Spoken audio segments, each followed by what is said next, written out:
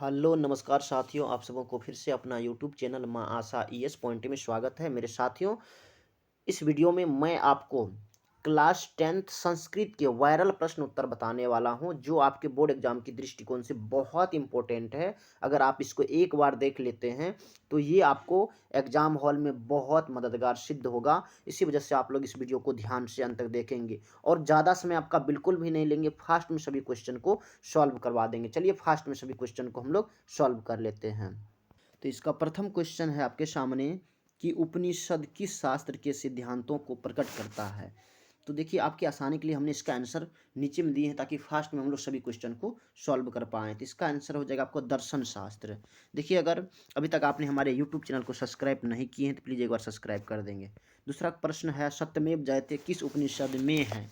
इसका correct answer हो जाएगा आपको ए यानी कि मुंडोक उपनिषद। नेक्स्ट प्रश्न है आपके सामने तीसरा, किसकी गुफा में आत्मा निहित है। तो इसका जो करेक्ट आंसर होगा वो हो जाएगा आपको सी यानी कि जीवों के शरीर रूपी गुहा में। नेक्स्ट प्रश्न है आपके सामने चौथा, कि कौमुदी महोत्सव कब मनाया जाता है। तो इसका आंसर हो जाएगा आपको शरद ऋतु में। नेक्स्ट प्रश्न है आपका पांचवा, सिखों के 10वें गुरु गुरु गोविंद सिंह का जन्म स्थान कहाँ है। तो ये अपना पटना में है। पटना इसका करेक्ट आंसर होगा। नेक्स्ट प्रश्न है आपका छठा, कि एशिया महादेश का सबसे लंबा पुल किस नदी पर बना है। तो इसका आंसर हो जाएगा आपको ब्रह्मपुत्र। नेक्स्ट प्रश्न है आपका सातवां, की मुद्रा राक्षस ग्रंथ में किस शहर को प्राचीनता का संकेत है। इसका करेक्ट आंसर हो जाएगा आपको सी यानी कि पाटलिपुत्र। नेक्स्ट प्रश्न है आपका आठवां, कि अपनी राय काव्य मीमांसा में पाटलिपुत्र की प्राचीन सरस्वती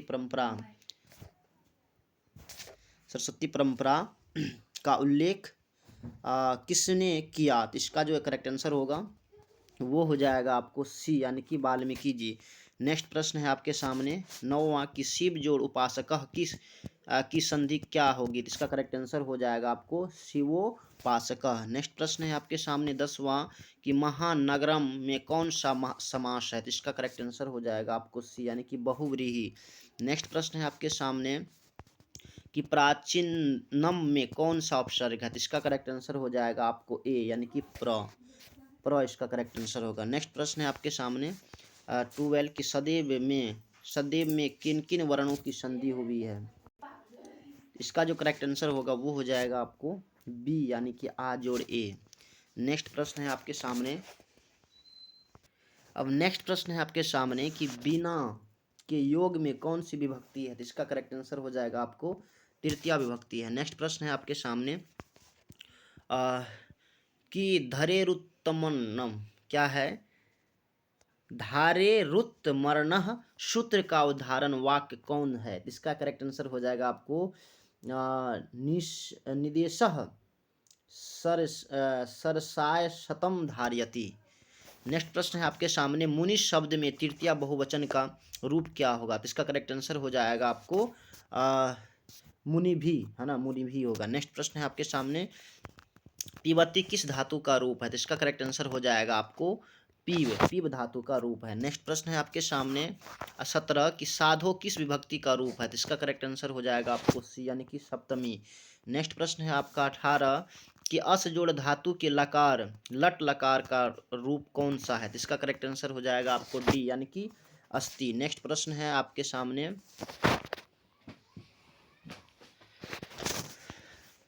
कि वनिता में कौन सा स्त्री प्रत्यय है। इसका करेक्ट आंसर हो जाएगा आपको ए यानी कि टाप। नेक्स्ट प्रश्न है आपके सामने 20वां, कि हन जोड़ कत्वा से कौन सा पद बनेगा। तो इसका करेक्ट आंसर हो जाएगा आपको बी यानी कि हत्वा।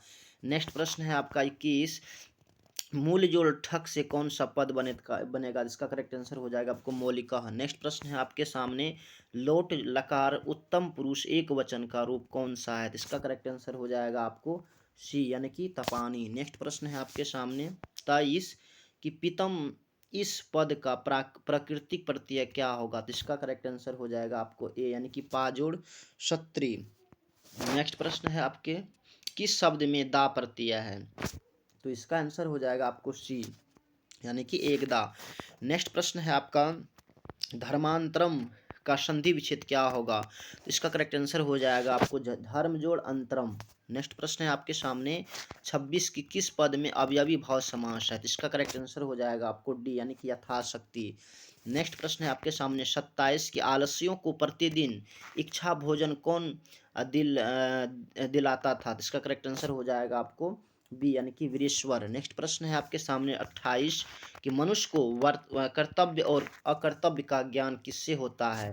तो इसका आंसर हो जाएगा आपको सी यानी कि बुद्धि से। नेक्स्ट प्रश्न है आपके सामने स्त्रियों का रक्षक कौन है? तो इसका करेक्ट आंसर हो जाएगा आपको पति। नेक्स्ट प्रश्न है आपका 30 कि याज्ञवल्लभ ने आत्म तत्व की शिक्षा किसको दी थी? तो इसका करेक्ट आंसर हो जाएगा आपको बी यानी कि मैत्रेयी को। नेक्स्ट प्रश्न है आपका 31 गंगा देवी ने किस महाकाव्य की रचना की थी? तो इसका करेक्ट आंसर हो जाएगा आपको सी यानी कि मधु राविजयम। नेक्स्ट प्रश्न है आपके सामने 32 की अच्युत राय कहाँ के राजा थे? तो इसका करेक्ट आंसर हो जाएगा आपको डी यानी कि विजयनगर के। नेक्स्ट प्रश्न है आपके सामने कि स्वर्गा पवर्गा अस्पद मार्ग भूते किस देश को कहा गया? तो इसका करेक्ट आंसर हो जाएगा आपको ए यानी कि भारतवर्ष को। नेक्स्ट प्रश्न है आपके सामने 34 कि सीमंतोनयन किस संस्कार के अंतर्गत है? तो इसका करेक्ट आंसर हो जाएगा आपको बी यानी कि जन्म पूर्व। नेक्स्ट प्रश्न है आपके सामने 35 की सेशव संस्कार कितने हैं? तो इसका करेक्ट आंसर हो जाएगा आपको सी यानी कि 6 है। नेक्स्ट प्रश्न है आपके सामने 36 की कन्यादान किस संस्कार में होता है? इसका करेक्ट आंसर हो जाएगा आपको विवाह में होता है। नेक्स्ट प्रश्न है आपका 37 की नीति श्लोका पाठ के आधार पर अविश्वासी पर विश्वास कौन करता है? इसका करेक्ट आंसर हो जाएगा आपको ए यानी कि अधम। नेक्स्ट प्रश्न है आपका 38 की सुखा वहा क्या है? इसका करेक्ट आंसर हो जाएगा बी यानी कि अहिंसा। नेक्स्ट प्रश्न है आपके सामने 39 की मनोहरः में कौन सी संधि है?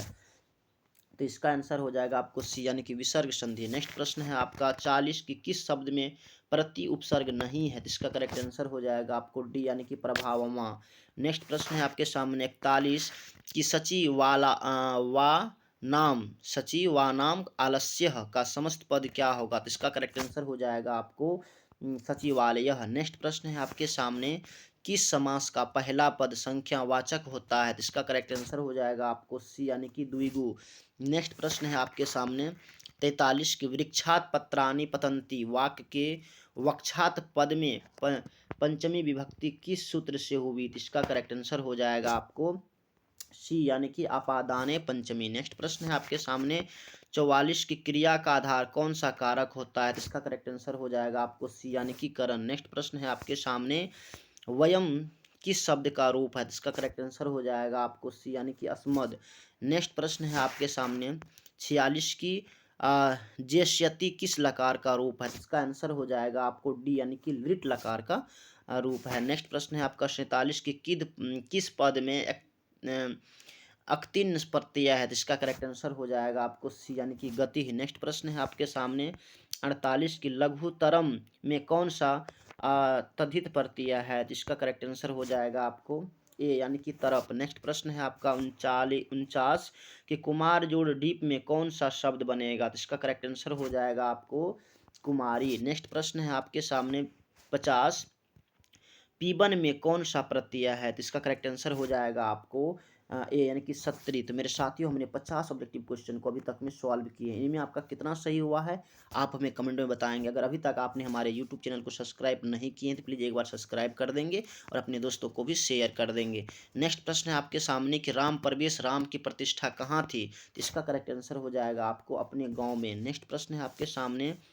52 के राम प्रवेश राम क्या कर रहा था जब शिक्षक ने पहली बार उसको भिखन टोला में देखा? तो इसका करेक्ट आंसर हो जाएगा आपको ए यानी कि खेल रहा था। नेक्स्ट प्रश्न है आपके सामने 53 की रात्रि जागरण को त्याग कर मूल शंकर कहाँ गए? तो इसका आंसर हो जाएगा आपको बी यानी कि घर पर। नेक्स्ट प्रश्न है आपका 54 कि स्वामी दयानंद ने सत्यार्थ प्रकाश की रचना किस भाषा में की?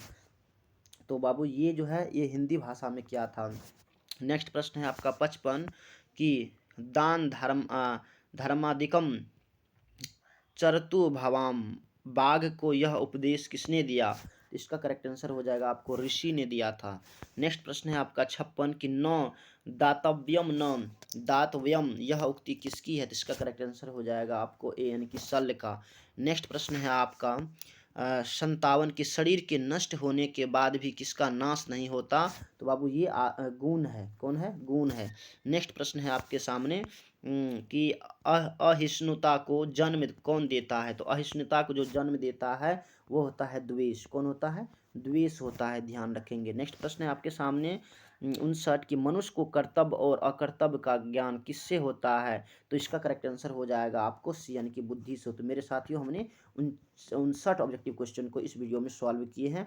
बाकी ये वीडियो आपको कैसा लगा आप हमें कमेंट में बताएंगे, और आप अच्छे से तैयारी करेंगे, और आप अच्छे से अगर आप पढ़ करके जाते हैं एग्जाम हॉल में तो ज़रूर है आपको अच्छा से आपको मददगार सिद्ध होगा। इसलिए आप ये वीडियो को 1-2 बार देख लेंगे, उसके बाद फिर आप चले जाएँगे। अच्छा से अच्छा आपका रिज़ल्ट आए, यही हम लोग कामना करते हैं। बाकी कोई टेंशन नहीं लेना है, आप अच्छे से जाइए और अ, अपने रिज़ल्ट को बेहतर बनाएँ। बाकी so thanks very much, all the best. फिर मिलते हैं आगे की वीडियो में, तब तक के लिए जय हिंद।